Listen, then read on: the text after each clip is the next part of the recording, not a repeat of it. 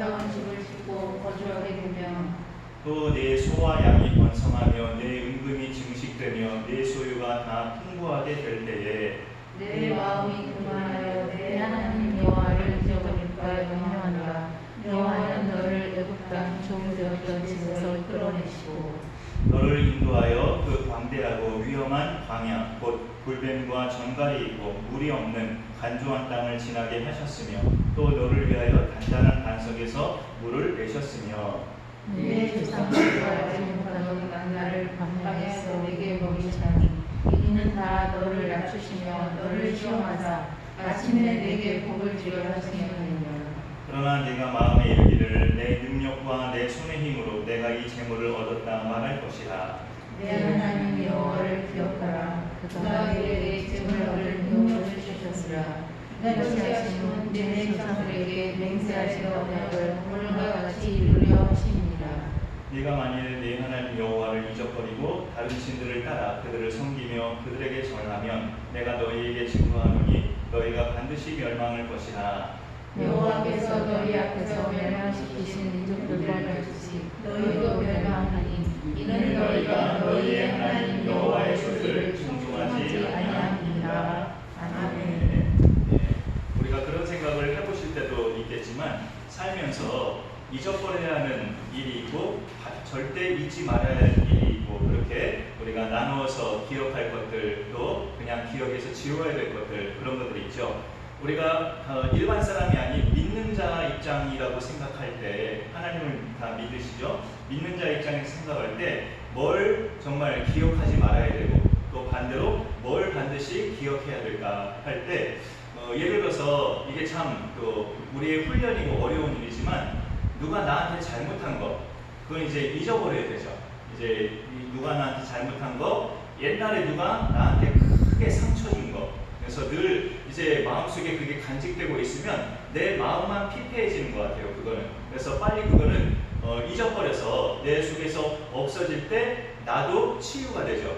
그 사람이 나에게 뭐 사과를 했든 안 했든 뭐 날 찾아와서 내가 잘못했다 그때 미안했다 라는 말을 했든 안 했든 내가 잊어버려야 그 내 마음이 치유가 되지 잊지 않고 기억하고 있으면 그게 그렇더라고요. 믿음 생활에서 별로 그렇게 좋은 영향을 주지 못해요.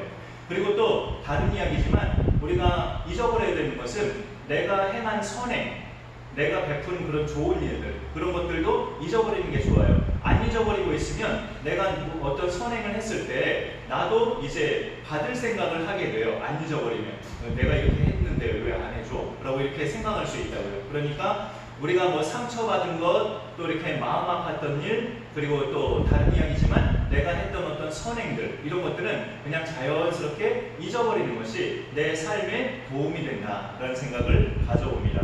반대로 절대 또 잊지 말아야 될 것이 있죠. 항상 기억하면서 살아야 될 것. 그거는 아까 말씀드린 것과 좀 반대되는 건데요. 내가 상대한테 잘못한 것이 있다면 그거는 나로서는 잘못한 나로서는 잊어버리면 좀 곤란하죠. 상대방은 아직도 나에 대해서 서운하고 막 그러고 있는데 내가 그걸 깨끗이 잊어버렸다. 아, 나 몰랐어. 이러면은 더 막 상대방은 더 열을 받고 그러죠. 그런 점에 있어서 그런 것들도 우리가 적어도 내가 잘못했다라고 사과하기 전까지는 내가 잊지 않는 것이 중요하죠. 언제쯤 사과할까? 아, 좀 쑥스러운데 이런 생각도 가질 수 있지만 내가 누군가에게 잘못했다면 그런 거는 나로서는 잊지 않고 기억했다가 적절한 때에 잘 정중하게 제가 그때 몰라서 그랬습니다 하고 이렇게 말을 하는 게 좋죠. 그 다음에 이제 또 거꾸로 아까 이야기한 거꾸로 우리가 잊지 말아야 될 것은 남한테 받은 그런 어떤 그 혜택이라고 할까요? 남한테 받은 그런 어떤 좋은 것들, 남이 나에게 베푼 사랑들 그런 거는 받은 사람은 잊지 말아야 되죠. 주는 사람은 잊어버리는 게 좋지만 받은 사람은 안 잊어버려야 돼요. 그 받은 사람이 그걸 잊어버린다는 것은 은혜를 망각하는 삶이죠. 그거는 그런 점에 있어서 우리는 근본적으로는 하나님이 우리에게 베푸신 은혜들을 늘 기억하면서 사는 게 좋습니다. 하나님은 뭐 베푸시고 나서 잊어버리시는 하나님은 아니셔요. 우리의 아버지시니까 그것도 당신이 베푸신 사랑도 늘 기억하시면서 그러면서도 우리에게 뭐 받을 생각하시는 하나님은 아니시지만 그래도 우리가 하나님 은혜를 잊어버리고 산다면 그거에 대해서는 슬퍼하시는 하나님이시죠. 오늘 말씀의 제목이 그래서 하나님을 잊지 말라. 우리 신명기 8장의 10절 읽은 말씀 중에 두 군데에서 이렇게 너는 너의 하나님 여호와를 기억하라, 여호와를 잊지 말라라는 그런 당부의 말씀이 나와지고 있어요. 오늘 예배가 수요 예배인데 제가 아주 어렸을 적에 10살도 되기 전에 아주 어렸을 적에는 어머니와 할머니를 따라서 어른 예배까지 다 드렸던 기억이 나요. 주일 저녁 예배도 같이 드리고 수요일 저녁에도 같이 따라가서 10살 되기 전까지는 종종 그렇게 드렸던 기억이 나요. 아마도 기억에 어른들 입장에서도 그렇고 저도 그렇고 혼자 집에 남아 있어서 있다는 게 좀 신경도 쓰이고 그래서 같이 따라가서 어른 예배를 다 드렸던 것 같아요. 그러다가 고학년이 되고 나서부터 3학년 지나고 4학년 이렇게 고학년이 되고 나서부터는 제 머릿속에 생각이 들어왔어요. 나는 유초등부 어린이고 그래서 오늘 주일날에 내가 유초등부 오전 예배도 드리고 오후에도 와서 오후 예배 드리고 성경 공부도 다 하고 나 할 거는 다 했는데 왜 내가 또 저녁에 와서 어른 예배도 드리고 수요 예배도 가서 또 어른 예배를 또 드려야 되는가 그런 생각이 이제 머릿속에 들어온 거예요. 한 3학년 이후로. 그래서 이제 그때부터 어른 예배는 나는 이제 안 드리겠다 라고 이제 어머니하고 할머니한테 나름대로 그렇게 말을 하고 주일학교 예배는 꾸준히 참석했죠. 그렇게 하다가 한 20대 초반까지는 정말 이제 수요 예배라는 거 이렇게 평일에 수요일 때마다 교회마다 드리는 이 수요 예배를 초등학교 고학년 때부터 20대 초반 때까지는 제 인생에서 이제 기억에 없는 예배가 됐어요. 제 인생에서 10대 시절에 어른 예배, 수요 예배를 드렸던 기억은 없어요. 그렇게 하다 보니까 이제 20대 초반에 가서 이제 주일학교 교사로 섬기게 되는데 여름이 되면 이제 성경학교 준비를 하죠. 성경학교가 이제 임박하면 교회 거의 저녁마다 매일같이 모여서 성경학교 준비를 교사진들과 했었는데 그러니까 매일같이 모이다 보니까 수요일 저녁도 모인 거죠. 그 어느 날 수요일에 모였는데 어제는 다른 어른들이 교회로 한 분도 어제나 그제는 오지 않았는데 오늘은 갑자기 교회로 어른들이 한 분씩 들어오시는 거예요. 그래서 제가 이상해가지고 한 분에게 여쭤봤죠. 오늘 교회에서 뭐 있어요? 라고 제가 여쭤봤더니 수요 예배 있잖아요 이러시는 거예요. 그래서 제가 그 순간에 아주 오랜만에 생각을 한 거예요. 수요 예배, 교회에 수요 예배가 있었지 라고 그때 생각이 난 거예요. 초등학교 고학년 때부터 20대 초반까지 10여 년 이상 제 인생에 수요 예배가 없었거든요. 그러니까 성경학교를 저녁마다 모여서 준비하다가 수요일 저녁이 되는데 어른들이 교회를 와서 이상해가지고 오늘 뭐 있어요? 라고 제가 물어봤는데 수요 예배 있잖아요. 그분들 입장에서 아주 당연하게 말씀하시는 거죠. 늘 수요 예배를 오셨으니까. 근데 저는 10년 이상 이렇게 수요 예배는 이제 안 드렸던 사람이니까 전혀 머릿속에 생각이 없었던 거죠. 오늘 말씀 11절 끝에 보면 8장 11절이죠. 11절 끝에 네 하나님 여호와를 잊어버리지 않도록 삼갈지어다 라는 말씀이 있고요. 18절 처음에도 네 하나님 여호와를 기억하라 라는 당부의 말씀이 나와지고 있어요. 하나님의 은혜로 구원받은 사람은 하나님 덕분에 영생을 얻은 인생이기 때문에 절대 하나님을 잊지 말아야 된다 라고 당부하는 말씀입니다. 하나님을 잊지 않는 좋은 방법은 그분의 말씀을 내가 늘 들고 사는 거죠. 그분의 말씀을 내 안에다 늘 집어넣고 살면 하나님을 잊지 않게 되는 좋은 방법이죠. 그래서 11절 초반에 다시 보시면 내가 오늘 네게 명하는 여호와의 명령과 법도와 규례를 지키지 아니하고 네 하나님 여호와를 잊어버리지 않도록 삼갈지어다. 지키려는 말씀이죠. 하나님을 잊지 않는 비결, 기억하는 비결은 그분의 명령과 법도와 규례를 지키면서 살아가는 것이 하나님을 늘 기억하는 방법이라고 우리에게 알려주고 있습니다. 하나님 말씀을 따라 살지 않으면 그래서 하나님을 잊어버리게 되는 현실이 오는데 제가 10몇 년 동안 수요 예배가 있었다는 것을 잊어버리며 살았던 것처럼 그야말로 하나님 없이 그러면 살아가는 거죠. 어찌 보면 하나님을 생각하지 않으면 장제적으로 나는 크리스찬이고 나는 종교인구 통계낼 때 기독교에다 나는 체크를 하는 사람이고 그렇다 할지라도 하나님이 이제 생각하지 않고 살아가면 이제 믿음도 자연스럽게 없어지는 상황이 돼요. 하나님을 그러면은 우리가 삶의 현실에서 내가 그냥 아무것도 안 했는데 하나님을 잊어버린다기보다 내 현실에 뭐가 나에게 임할 때 하나님을 잊어버리기 쉬워요. 그러니까 뭐가 임할 때 내 현실에서 뭐가 임할 때 하나님을 잊어버리기 쉬우냐? 오늘 말씀을 보니까 풍요로워질 때예요. 내 삶이 풍족해질 때 하나님을 잊어버리기 쉽다고 말합니다. 12절부터 제가 좀 읽어볼게요. 오늘 말씀 8장. 네가 먹어서 배부르고 아름다운 집을 짓고 거주하게 되며 또 네 소와 양이 번성하며 네 은금이 증식되며 네 소유가 다 풍부하게 될 때에 네 마음이 교만하여 네 하나님 여호와를 잊어버릴까 염려하노라. 하나님이 이런 말씀을 하고 계십니다. 여기 12절, 13절, 14절까지 우리가 쭉 말씀으로 보시면 우리 삶이 풍족해지면 하나님을 잊어버리기가 쉽다 이거죠. 그래서 지난주에도 말씀드렸지만 성경에서 가르치는 복이라는 게 무엇인지 우리가 항상 이게 정말 과연 복인가 라는 생각을 해봐야 되죠. 모든 일마다 잘 풀리고 잘 나가고 풍요롭게 사는 것이 그게 과연 인간에게 복일까? 그렇게 살면서 하나님과 점점 멀어진다면 그게 복일까? 라는 생각이죠. 만약에 그런 환경에서도 불구하고 믿음이 안 흔들리고 하나님을 잘 기억하고 늘 매사에 하나님께 감사하면서 산다면 그 사람에게는 물질의 풍성함도 복이 되죠. 그 믿음이 저버려지지 않고 하나님을 늘 기억하고 늘 예배하면서 산다면 풍요롭게 사는 그 삶도 복이 돼요. 그러나 그렇게 살지 못한다면 그 풍요로움은 절대 복이 아니죠. 사람이 계속 풍요롭게 살다 보면 오히려 이런 생각이 내 속에 침투할 수 있어요. 나는 이제 굳이 하나님 없어도 살 수 있을 것 같다. 이런 생각까지 할 수 있단 말이죠. 우리가 속지 말아야 될 것은 교회 다니고 예배 꼬박꼬박 드리면 나는 하나님을 잊지 않고 사는 거야. 이렇게 생각할 수 있거든요. 교회 꾸준하게 다니고 예배 꼬박꼬박 드리면 나는 늘 하나님을 기억하고 살고 있어. 그렇게 생각할 수 있단 말이에요. 교회 꾸준히 다니고 예배 꾸준히 드려도 하나님 없이 사는 경우도 있을 수 있습니다. 그런 경우는 그럼 그가 드리는 예배는 뭐냐? 일종의 신앙 습관이 된 거죠. 신앙 습관이 돼서 이제 오게 되니까 오고 가게 되니까 가고 그런 습관으로 몸에 밴 거지. 정말로 이제 하나님을 기억하면서 예배드리는 자는 예배드리는 순간마다 이제 하나님을 생각하죠. 하나님을 생각하면서 오늘은 내가 또 어떻게 하나님을 만나고 갈까? 오늘은 어떤 말씀을 내가 반드시 붙잡고 이제 집으로 돌아갈까? 그런 것들을 생각하면서 예배를 드리게 됩니다.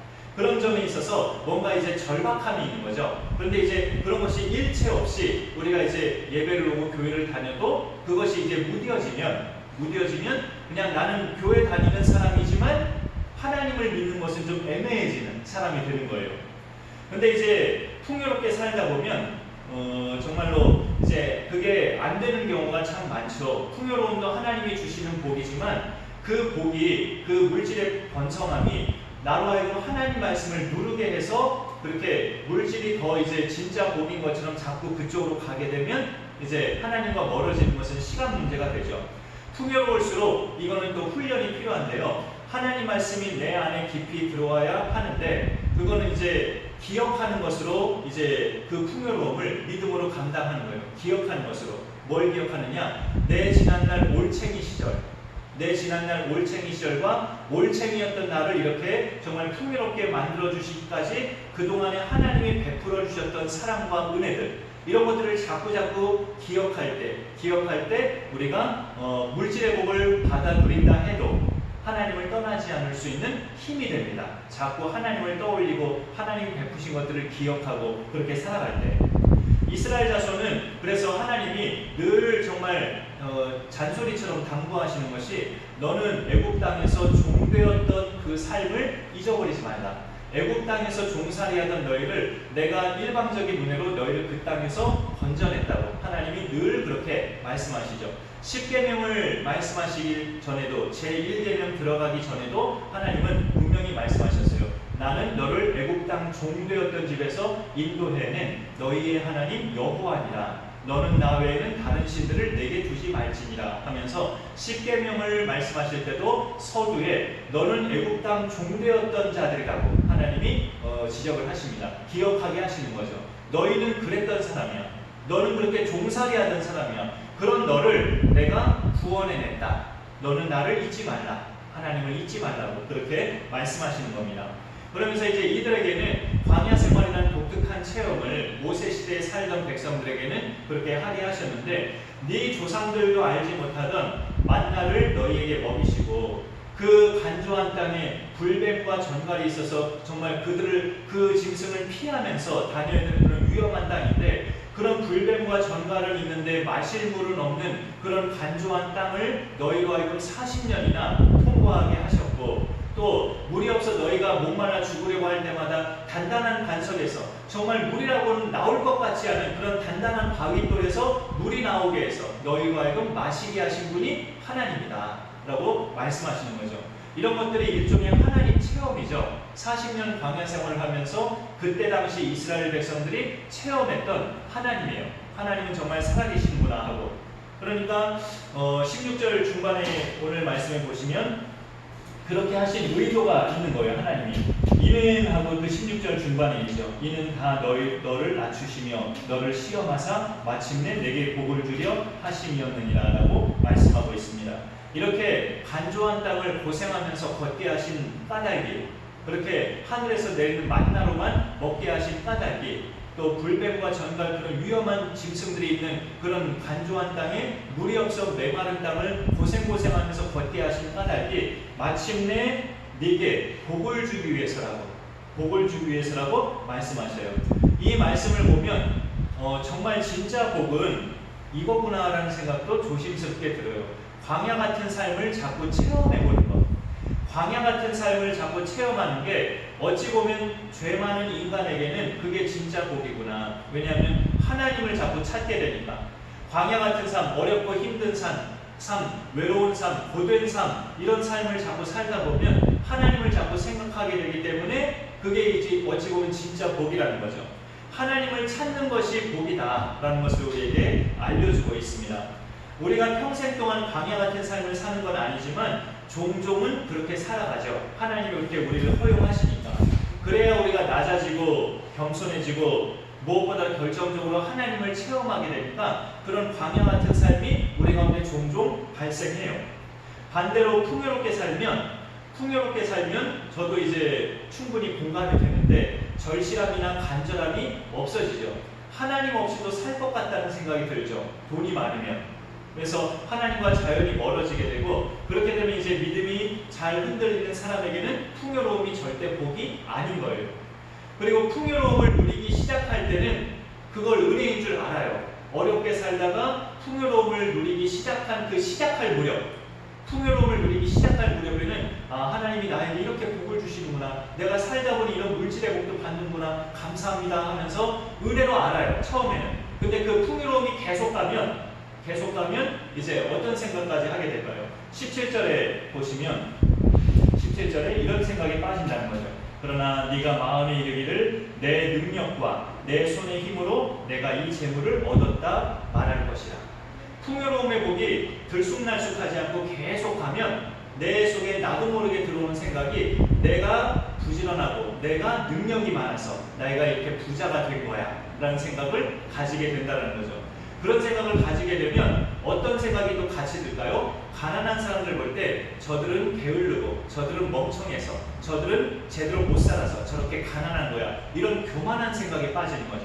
내가 내 힘으로 부자 되고 내 힘으로 이렇게 일궈냈다고 생각하면 그렇게 일궈내지 못한 사람들을 볼 때 교만한 생각이 빠집니다. 판단하고 저들은 제대로 못 살고 있어, 그런 생각을 하게 되죠.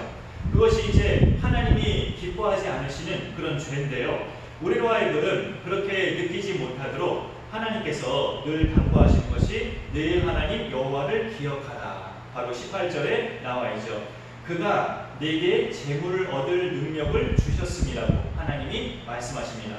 네가 능력이 있고 네 손에 힘이 있어서 네가 이 재물의 복을 누리는 것이 아니라 내가 너에게 재물을 얻을 수 있는 능력을 너에게 주어서 네가 이 재물의 복을 누리는 것이다. 하나님이 그 다음 절에 바로 말씀하시는 거죠. 그러니 너는 하나님을 기억하라고 그렇게 18절에서 말씀하고 있습니다. 남보다 특별히 2배, 3배 정말 열심히 살아서 일하고 고생한 끝에 풍요로움을 누리는 사람은, 그렇게 풍요롭지 못함을 누리는 사람들을 볼 때 저들은 정말 열심히 못 살아서 그래, 이런 생각을 단번에 하게 되죠.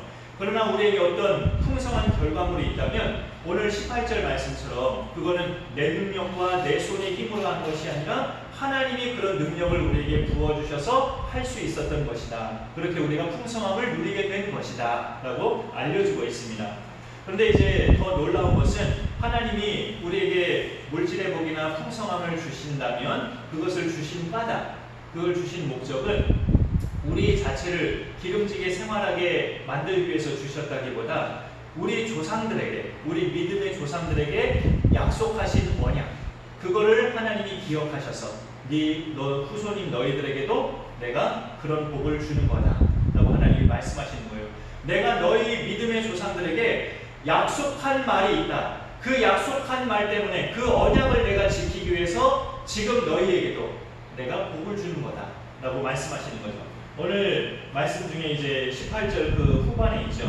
이같이 하심은 네 조상들에게 맹세하신 언약을 오늘과 같이 이루려 하심이라. 이스라엘 자손에게 믿음의 조상은 한 아브라함 정도, 아브라함이나 이삭, 야곱 이런 사람들로 조상이라고 생각할 수 있는데, 아브라함 때부터 하나님께서 약속하신 언약은 내가 너에게 복을 주고 내 이름을 창대하게 할 것이며 땅의 모든 족속이 너로 말미암아 복을 얻을 것이다 라는 이런 언약이었어요.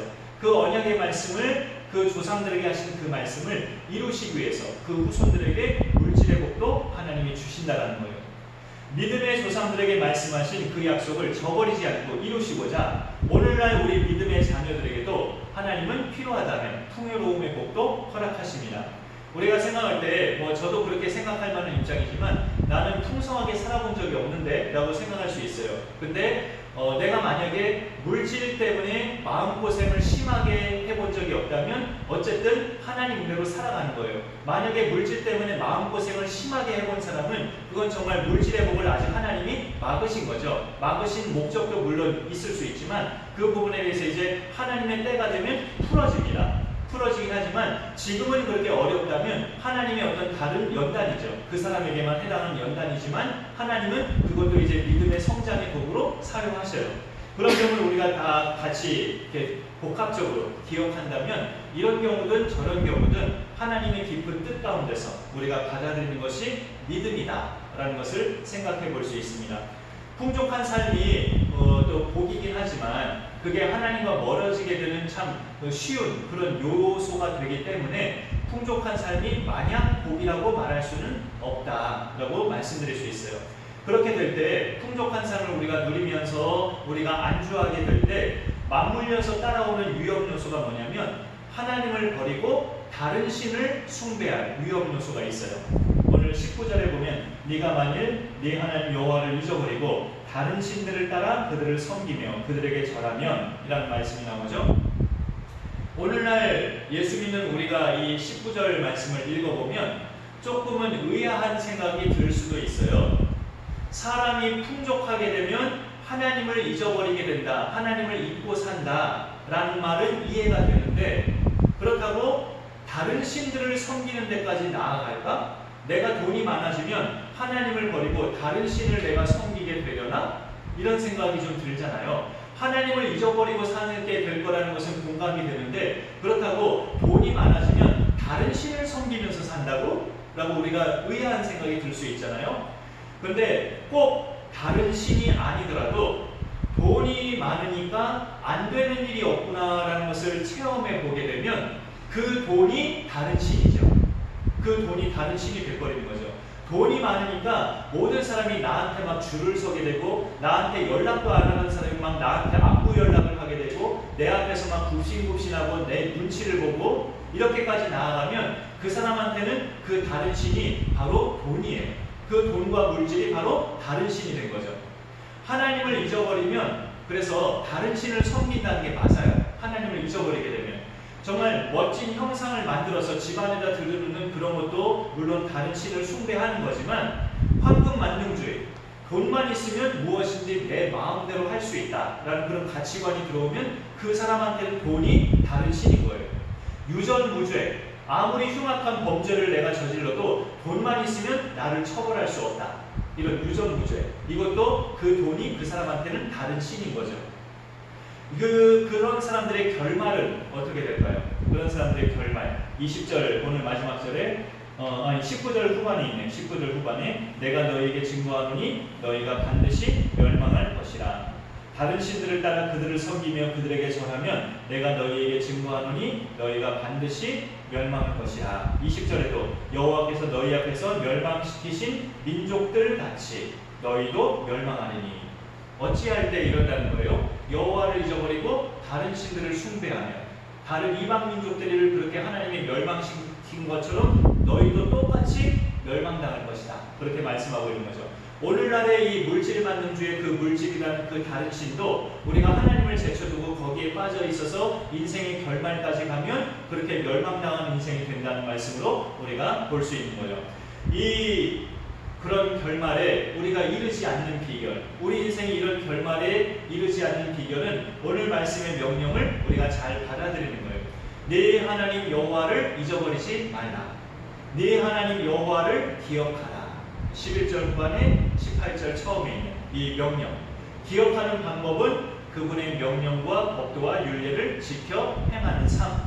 늘 하나님 말씀이 내 앞에 있으면 잊어버리지 않게 돼요. 적어도 하나님을. 그리고 지금처럼 예배드리는 이것도 하나님을 기억하는 좋은 시간이죠. 예배는 어쨌든 우리가 순서마다 하나님을 생각하는 시간이니까 우리가 정기적인 예배를 드리는 것도 하나님을 기억하는 좋은 방법입니다. 그리고 집에 계실 때 하나님 말씀, 늘 하나님 말씀을 우리가 마음에 담고 하나님 말씀을 영의 양식으로 삼는 것도 하나님을 기억하는 좋은 방법이죠. 우리의 여생이 살아계신 하나님을 매일 생각하고 그분과 동행하고 그분이 베푸신 은혜를 따라서 행복하게 하나님 기억하면서 행복하게 감사하며 살아갈 수 있는 그런 복된 삶이 될 수 있기를 간절히 축원합니다. 제가 기도하겠습니다. 하나님 감사합니다. 오늘도 이렇게 함께 하신 분들과 또 주의 말씀 나누며 또 우리가 신명기 말씀을 통해서 너희는 너를 구원하신 여호와 하나님을 잊지 말라. 그를 반드시 기억하라고 당부하신 말씀을 우리가 하나님 말씀으로 같이 읽어보게 되었습니다. 지금의 우리 입장에서 보면 나는 하나님을 믿는 사람이고 또 교회 다니고 예배드리는 사람인데 내가 설마 내가 살면서 하나님을 잊어버릴까라는 생각을 가져볼 수도 있겠지만 물질의 복을 누린다거나 어떤 좋은 환경이 나한테 열려진다거나 뭐든지 내 뜻대로 일이 잘 풀려진다거나 한다면 우리가 하나님을 의지하는 것이 약해지고 하나님을 찾는 간절함도 나도 모르게 식어질 수 있다는 것을 우리가 늘 인정하며 살게 하여 주옵소서. 우리의 연약함을 항상 인정하면서 언제나 늘 하나님을 기억할 수 있도록 말씀 앞에서 살아가는 우리 모두가 되게 하시고 예배자로서 살아가는 우리 모두가 되게 하여 주옵소서. 오늘 오신 분들을 주님께서 특별히 기억하여 주시고 또 이렇게 평일 예배에 어떤 때는 수가 너무 적은 그런 상황 속에서도 하나님을 생각하면서 예배의 자리에 오신 분들을 하나님께서 기억하여 주시고 그 믿음 따라 주 안에서 강건한 복을 누릴 수 있도록 함께하여 주옵소서. 우리 권사님 늘 영육간의 강건함을 더해 주시고 홀로 살아가시지만 언제나 외롭지 않도록 성령께서 날마다 동행하여 주시며 하나님 은혜 속에 늘 하나님의 새 은혜를 매일매일 공급받으며 승리하며 살아가시는 귀한 권사님으로 인도하여 주옵소서. 육신의 건강도 늘 지켜주시고 영적인 강건함도 항상 지켜주셔서 매일매일 말씀과 동행하며 하나님과 동행하며 날마다 승리하는 믿음의 삶이 되게 하여 주옵소서. 아드님 홍집사님도 주님께서 기억하여 주시고 꼭 예배를 회복하며 믿음을 회복하며 하나님의 든든한 귀한 믿음의 가정으로 아름답게 서는 귀한 은총을 꼭 베풀어 주시고 함께하여 주옵소서. 오늘도 오신 임 집사님 주님께서 늘 영육간의 강건하심을 더해 주시고 그 삶이 남들이 알지 못하는 고단한 많은 그런 삶의 무게가 있습니다. 하나님만이 아시오니 그 무게를 늘 주님께서 같이 짊어주시고 또 남편과 스라의 삼남매 또 이렇게 양육해가며 내조하며 감당하시는 그 가정사를 매일매일 하나님께서 기억하여 주셔서 날마다 주의 은혜 가운데 거하는 복된 삶으로 승리하시는 우리 귀한 집사님 되게 하여 주옵소서.